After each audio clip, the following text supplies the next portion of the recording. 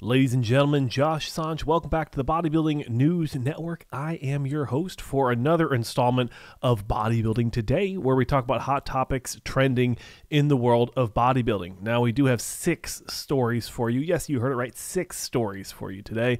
And I do believe at least 4 of them are Arnold Classic updates. So if you're interested, make sure you stay tuned and watch the rest of the video. Consider subscribing, but we're going to go ahead and jump into this first video. And I don't know, for me, I haven't really seen a lot of Ramon Dino updates. Him coming into the Arnold Classic, the favorite to win this show. You've got him, you've got Urs Kelsinski, you've got Breon Ainsley. That's kind of like the conversation for the top 3 here. And I don't think it's going to be very close. Now, I think it's going to be fun, Urs versus Breon. I think that could go either way. But when you look at Ramon at these recent physique updates, I mean, 6 weeks out from the 2024 Arnold Classic, and he's already looking within striking distance of stage condition. I mean, this guy's just looking amazing every single year. He's continuing to improve. He's putting on more muscle year in and year out.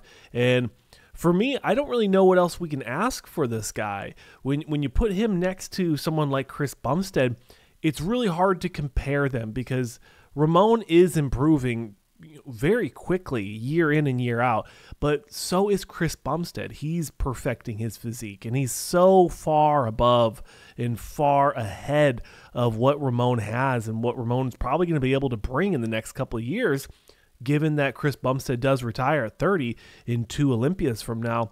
I don't know what else we can ask for from Ramon Dino.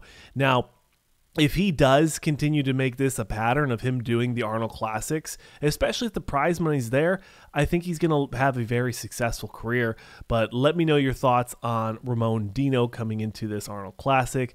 Antoine Vaillant, the next gentleman to talk about here, sharing 2 physique updates in the last, I would say, 72 hours, is when we saw the one on the left, the full transparent front double bicep and front relaxed, and then the one on the right, him showing off some nice 21-inch biceps, was posted today around 10 hours ago. 11 hours once I have this posted, as it is about 9 p.m. Pacific Standard Time. And when I look at Antoine, I don't know if these physique updates blow me away as much as James Hollingshead's update did yesterday. James, I would say, is almost a little bit more dense, a little more freaky, and a little bit more conditioned than what Antoine has right now. From what I understand and from what I remember, Antoine was very leg dominant, so I can still see it a little bit. But he's definitely fixing the proportions, and I'm proud of him. I'm proud of him, and I'm happy to see that he's making updates, progress. Now, Rubiel Mosquera, this guy, I would say, is in the same boat as Ramon Dino. He just doesn't post a lot of physique updates. You don't really know what to expect from him. He's kind of working in the backgrounds. He's lurking behind the scenes, posting little teasers like this, showing off some hamstring conditioning. Was kind of really the only thing I took away from this was calves and hamstrings.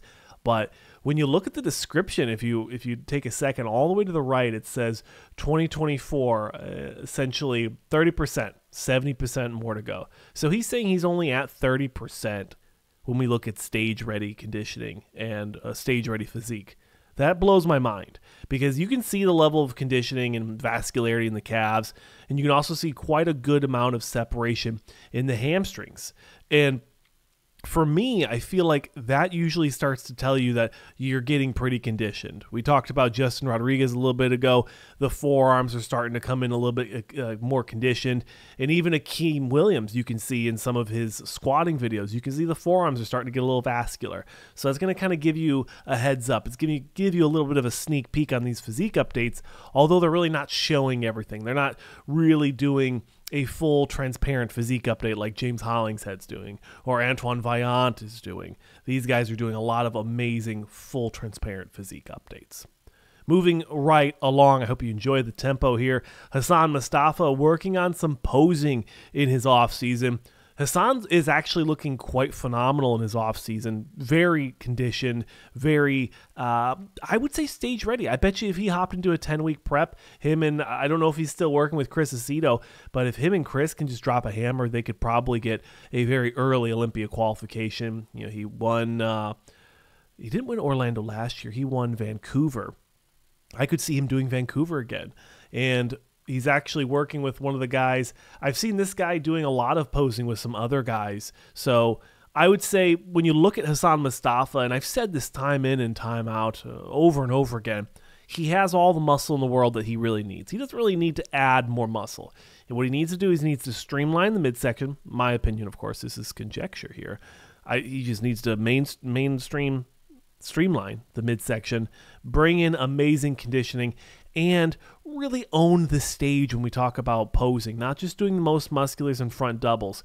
I would love to see him do some Nick Walker-esque movements that we saw from last year's Arnold, or last year's Arnold. Nick did an amazing posing routine. Speak of the devil, Nick Walker. I actually forgot I had him at the end. Nick Walker sharing some physique updates here. And yes, he's in the off season. And something I want to focus on, and you can see that bottom right, it's going to slowly start squeezing in on the midsection, is I want to emphasize the importance of what Nick Walker has been able to do with his midsection. Yes, people have called him the brick. Yes, he's kind of had a more blocky physique in the past, but when the time matters, when he's on stage, when the lights are on, when the judges are judging him, his midsection is tight, controlled, and one of the nicest midsections you're seeing on the stage. So I want to give kudos to Nick for working hard and maintaining that amazing tight midsection in a very competitive Olympia lineup. That's the news for today, ladies and gentlemen. Make sure you tag me on Instagram for stories that you want me to discuss here on the Bodybuilding News Network. Thank you, Michael Dougherty Fitness, for tagging me in some of the stories today. I always do appreciate it. Check out the description. Help me retire my parents in 2024 with the monetization from this channel from you simply just subscribing. That's all you need to do. But that's it, ladies and gentlemen. Thanks for watching, and I'll see you tomorrow.